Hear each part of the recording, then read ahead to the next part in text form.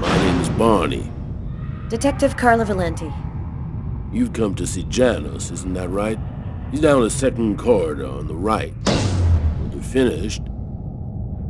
Oh, another power outage. That's the 6th time today. Not surprising, though, with this cold weather. Good thing the hospital's got its own backup generator.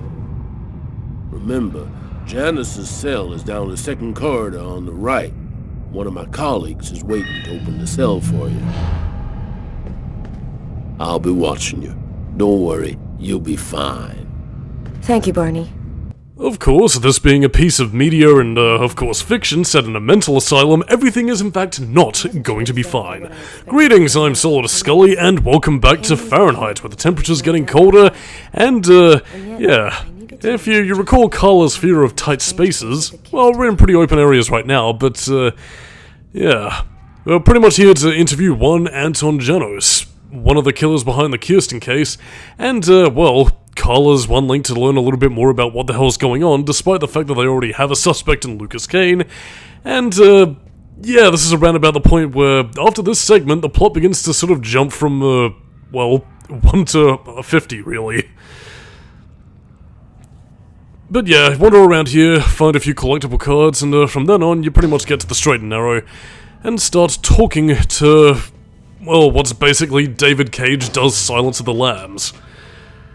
Yeah, wouldn't be the first time he's referenced more than a few cinematic films in his movie game, and it certainly won't be the last either. But in any case, though, as we continue onwards... Hello, detectives. I'll wait for you here. Yeah, because God knows I ain't fucking going in there. Enjoy playing Clarice, dude.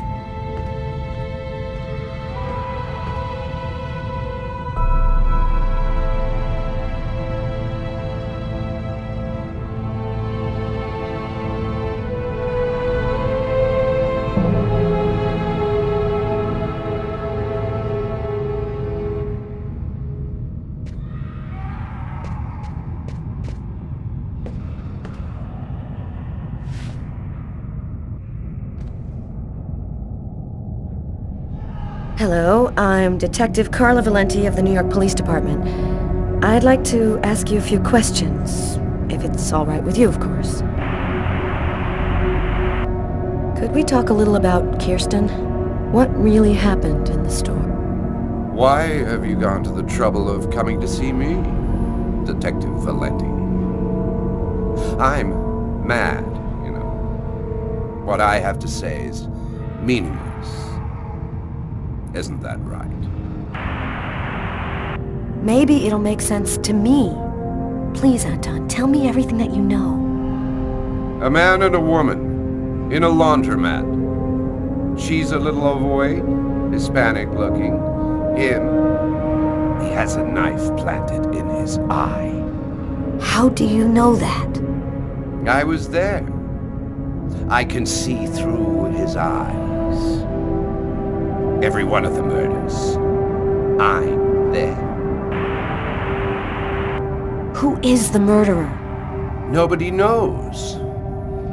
Nobody sees him. He leaves no trace in people's memories. But I know. I know he exists. He's among us, invisible. He's everywhere. Why is he killing people? He wants to see the other side. He's looking for a little girl. He's been waiting for a long time. He wants her, and will do anything to get her. But why are these killings happening? Why must these people die? Oh, the world's not what you think it is.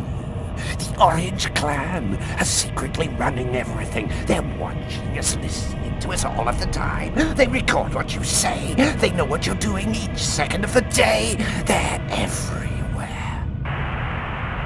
How is this connected to the murders? They want ultimate power. They want the answer to the question of life. They want to be eternal. I have to go now, Anton. Thank you for your help. It's already too late.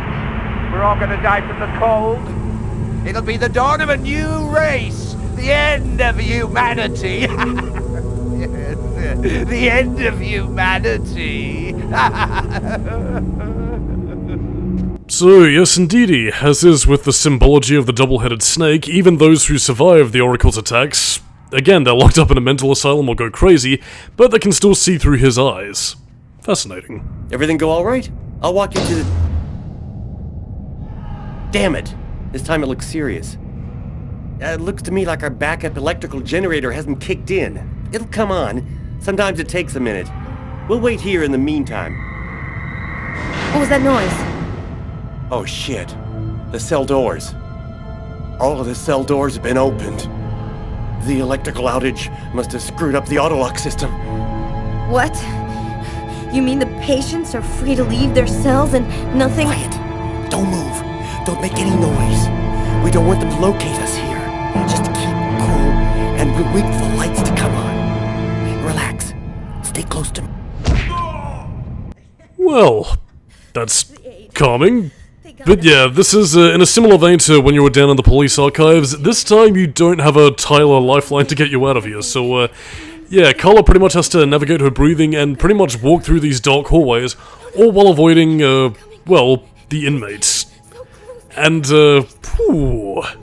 nearly lost my cool, because, yeah, basically, you gotta stop your breathing when you're in their presence and keep moving when the coast is clear. As you can no doubt tell by the fact that they're pretty much portrayed as dribbling monkeys, yeah, David Cage doesn't exactly have a good grasp on the whole, you know, mental health kind of thing. Then again, I suppose most people really didn't too much around 2005, but even in that case, so, yeah, doesn't really get a lot better. I remember him still having the same sort of views as, you know, Beyond Two Souls, actually, during the chapter where you find Jodie's mother, but that's neither here nor there in this case. One question I do have to ask that's more relevant to the game at hand is that even though there's a power generator failure, why the hell does it release all the doors, and why the fuck does it let all the inmates pretty much run amok? You would have thought the opposite would have happened in order to, you know, keep people safe. And I mean, it's not even the whole thing of like, oh no, the building's on fire, everything's open so people can escape. It's more a factor of... whatever, I don't know. It's just there to contrive a video game sequence where you might run into people who will then, well, I mean, let's just say that the implications of, you know, one lone woman trapped inside an insane asylum with a bunch of people who, well, let's just put it in David Cage terms, are a bit is kind of fucked up.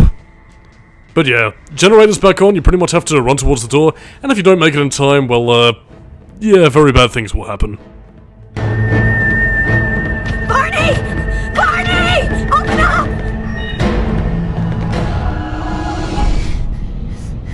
Thank God you made it out. I don't know what the hell could have happened.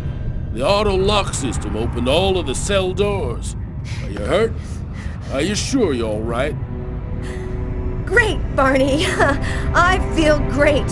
I love playing hide and seek in the dark with a pack of psychopathic killers. Oh, Barney, you silly Billy. But in any case, this is, what I assume is meant to be, or at least what was meant to be the second part of the game. Yeah, the fugitive chapter. Basically, Lucas is on the run, he's homeless, he's had fuck all to eat. And, yeah, while he is searching for, you know, explanations as to what the hell's going on, namely its connection to the Mayan Oracle, and as we finally begin to get into it, is what, you know, Janos was talking about earlier with the whole Indigo prophecy, searching for that mysterious child Lucas has been seeing in his dreams. Yeah, this is the section of the game that doesn't really get quite expanded upon as much as it otherwise should, really, and that's quite disappointing, to be honest. Another homeless person. I get the feeling they're everywhere, and they're watching me. I must be getting paranoid.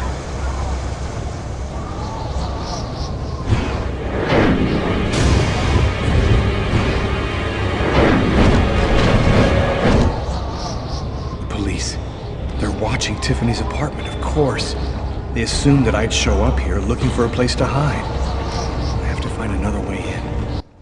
So yeah, police are obviously watching Tiffany's door, you know, since they are aware that the two of them had dated in the past. And again, correct me if I'm wrong for anybody who's played the game before, but I believe this is also the same sort of street they utilize in Tyler's standard game overs are the failures of the game designer. Where, again, this is pretty much the exterior of Tyler's apartment, so yeah, he and Tiffany live on the same street. either that or they just needed some ready-to-use assets for Tyler to have his game of as the failure of the game designer. God, you don't know how tempted I was to have Lucas fall on his butt. Tee hoddle ha. But yeah, this time Lucas is at the end of his rope. He needs a place to sort of crash for a little bit and, you know, obviously some food to eat. So, yeah, since he and Tiffany at least have something of an okay-ish relationship, a little bit more than okay-ish considering how far she's willing to go for him, as you'll see later on in the video.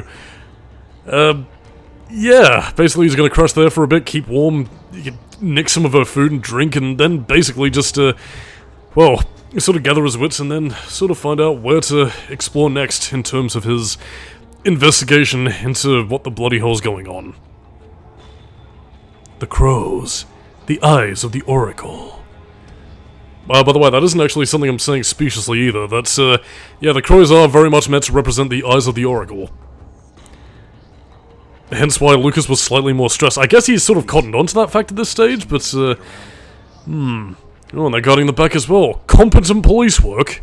In my computer game? Oh, surely it's only when I'm doing these things, trying to break in and be a criminal, that they're competent. But anyway, as it stands now, we pretty much have to, well, sort of scale the building here, really. You do actually have to wait for the police to turn around, otherwise I'll have the whole dumb over our shoot thing that you sort of had at the Witchy Grub base thing, you know, in the earlier flashback chapters, so, yeah. What follows on from here is basically a long section where you pretty much just have to shimmy across the ledge, make sure that you get there before the bar runs out, whilst also having the occasional, you know, quick-time event Simon sequences where you pretty much have to match the colours, because if you fail, then Lucas will fall down and, well, pretty much save the police. You know, a chase for Lucas. I mean, again, unless of course you're a wee bit loosey-goosey on the analog sticks, it's not really too, terrible to sort of match up, but... Yeah, I mean, adding in the sort of, like, quick-time event sequences pretty much just sort of wastes time, really, so... Yeah. I mean, again, if you don't make it before the bar runs out, you'll fall off anyway, so again, if you fail the sequences, there's already a bit of penalty enough for you to not, you know, sort of sit there and smell the roses, really, so it's just kind of a bit of a waste of time. But yeah, to further go into this, I do kind of wish they did a little bit more with the whole fugitive sequence, because again, you don't get to play many segments where you get to sort of, like, feel Lucas's struggle in terms of, you know, he's been out here for weeks, he's been starving in the cold, trying desperately to survive, you know, he's hungry, he's tired, and, I don't know, I feel like that sort of thing would have played well on his whole, you know, the mental health angle, you know, that you could have, you know, that's already been worked into the gameplay thus far, and I thought it would have been quite cool. But yeah, I mean, I remember in Beyond Two Souls, actually, there was actually another homeless chapter with Jodie that did sort of cover a few of the aspects that I'm talking about, and again, while it doesn't exactly touch upon the same sort of level of, you know, desperation, the themes are there to some extent. It's just that I feel like it probably would have been better handled. You know, had Fahrenheit also done with the whole mental health investigation kind of angle and, you know, sort of focused a little bit more on Lucas coming one step closer to the truth, because as you'll be seeing right here, well, the contrivances start to pile up a wee bit more. And you'll see what I mean as soon as we get into Tiffany's apartment and after Lucas has had a bit of a feed and what have you, but yeah, I mean, it's around about the middle and the ending of the game where the game really just sort of jumps to light speed and doesn't really let up. And yeah, a lot of the development of things that should have been explained but aren't just, well, just sort of go a wee bit too lally, really. I mean, again, some of Fahrenheit's craziness, as I mentioned earlier, is purely as a result of David Cage being in his, you know, thriller film, action movie, Matrixy equilibrium, you know, mindset. Another part of it is really just sort of the lack of development, really. And again, but, yeah, you'll see a little bit more of that as we go on. In the meantime, though, there's a brick over there which you can use to pretty much smash the window into Tiffany's apartment, but you won't want to do that. You know, considering that there are police around and they could obviously hear you, or, God forbid, they get suspicious enough to investigate, yeah, leaving a nice little pile of evidence is gonna do wonders for implicating not just you, but Tiffany herself, and, well, thus dragging an innocent into your web of lies and deception. Well, not really lies and deception, but more into a web of, well, Mr. David Cage's wild ride, so, yeah, and actually utilizing the whole, I guess you need to do a physical effort. Yeah. Keep on using your strength to, you know, open up the window and keep at it, and bada bing, a gameplay mechanic that actually works in actually testing your physical efforts and, you know, opening a window. Proud about breaking into Tiffany's apartment like a common criminal, but I had no choice. Yes, you did, Lucas. You could have turned yourself into the police and turned into a jabbering lunatic just like Janos. You know, like all reprehensible people.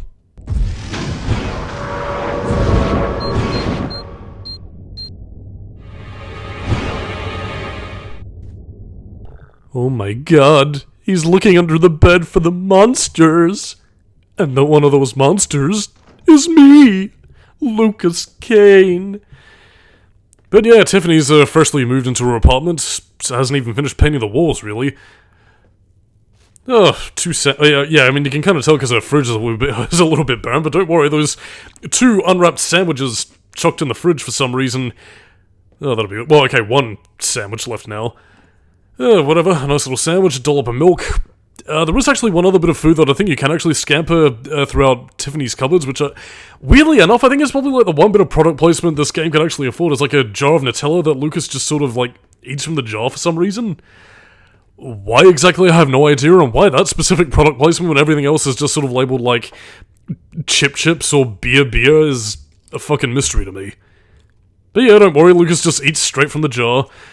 Again, I mean, it's there to showcase his desperation for being hungry for so long, but by that same token, though, it doesn't really detail it as much as I feel like a fully developed second half of the game otherwise would, and Nothing to eat. I don't know, it's part of the reason why I do kind of wish that Fahrenheit did have its 3-game trilogy at the very least, but again, I suppose I couldn't really justify it maybe off the back of just 1 game, or, well, I guess maybe they wanted to move on to other projects like Heavy Rain, which came into development just a year after this fact. You have 1 new message today at 10:41. Hello, Miss Harper. I'm Detective Carla Valenti from the New York City Police Department. I'd like to ask you a few questions. I'll try calling you back a little later today. Oh no, the cops are after us. Well, maybe some TV will settle our nerves. Extremely cold temperatures remain the top story today, with the thermometer dropping to a new record low of -15 degrees. Heavy snowfall caused the temporary closing of the Brooklyn Bridge, and sadly, the cold proved fatal for several homeless persons in Harlem and in the Bronx. Europe has not been spared either. Record lows have been registered in numerous countries. Mysterious restaurant murderer has been identified. His name is Lucas Kane, a man with no prior problems with the law. He was able to escape last night just as local police officers arrived at his home to arrest him.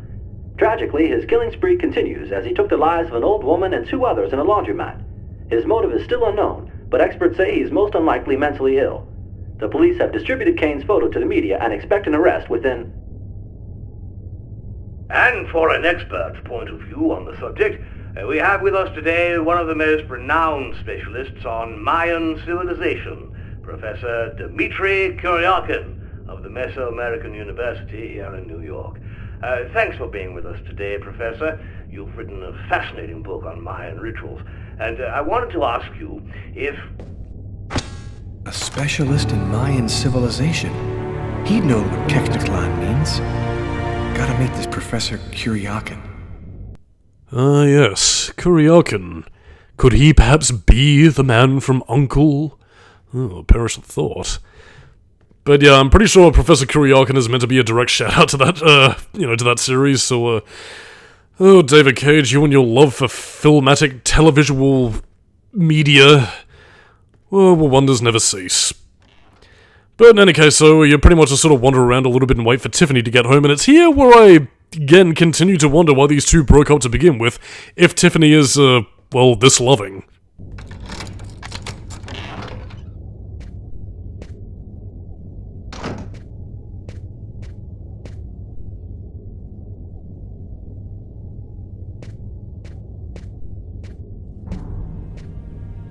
You scared me. What are you doing here? The police are looking for me. I needed a place to hide for a few hours. Lucas, what happened to you? The papers are saying that you killed several people. Is it true? The whole thing is very complicated. All I can tell you is that I am not a murderer. I love you, Lucas. I don't want to lose you.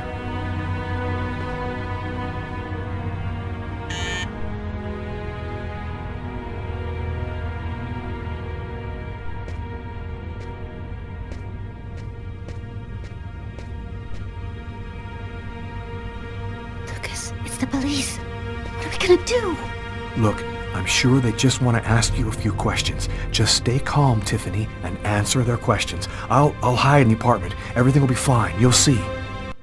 Yeah, for two lovers that apparently broke up over some very serious circumstances, she's willing to aid and abet a wanted criminal, even though she doesn't really seem to believe much about his story or much of anything, really. All of a sudden, she's just like, yeah, sure, no worries, I'll help hide you, even though that would also implicate me and send me to prison as well by aiding and abetting you.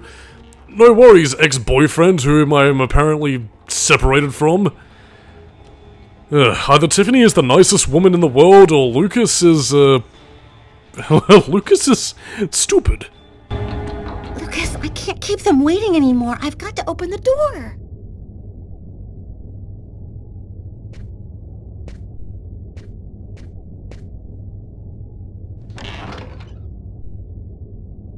Miss Harper? Yes? I'm Detective Tyler Miles, NYPD. I'm working on the Lucas Kane case. I think that you two were romantically involved, isn't that right? We're involved, yes. But we separated. We broke up about a month ago. Have you heard from Mr. Kane recently? Has he tried to contact you? I went by his apartment day before yesterday to pick up the last of my things. We hardly spoke. I haven't heard from him since. Do you mind if I look around your apartment? Well, it's just that... Hey, I'll only be a minute. Go ahead. Oh dear. Now, this is pretty much where you, in more ways than one, need to hold your breath. Again, by pretty much completing a short QuickTime event sequence in terms of matching Lucas's heartbeats, this is pretty much him just sort of remaining calm. I think you have like a grace period of like 1 or 2 attempts to sort of keep your nerves under control. Fail once, you lose a bit of mental health points. Fail twice, and well, Tyler pretty much finds out where Lucas is by the fact that he starts coughing nervously, and even if he's in the other room, he will still hear that cough. Man, this guy's got incredible hearing, and well, that's the end of Lucas's story. As well as Tiffany's story, since he's probably going to jail for aiding and abetting him. I'm a nurse.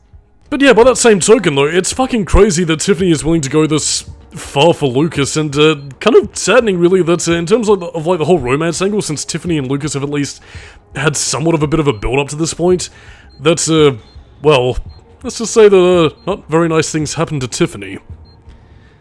But yeah, all that aside though, depending on what sort of evidence you leave behind, yeah, the suspicion meter builds up if you happen to use a brick to smash through Tiffany's window. But yeah, again, if you complete that little vision sequence, see Tyler checking under the bed. Yeah, don't hide under the bed. You can also hide in the shower, I believe, as well as, actually, I can't quite... Actually, yeah, you can also hide behind some curtains as well, from what I remember. Which is kinda fucking ridiculous, but, yeah. On that note, I am Solidus-Skully, and next time, we pay a visit to the man from U.N.C.L.E. Catch you later. Thank you for your cooperation, miss. If Kane does try to recontact you, please call me right away. Here's my card.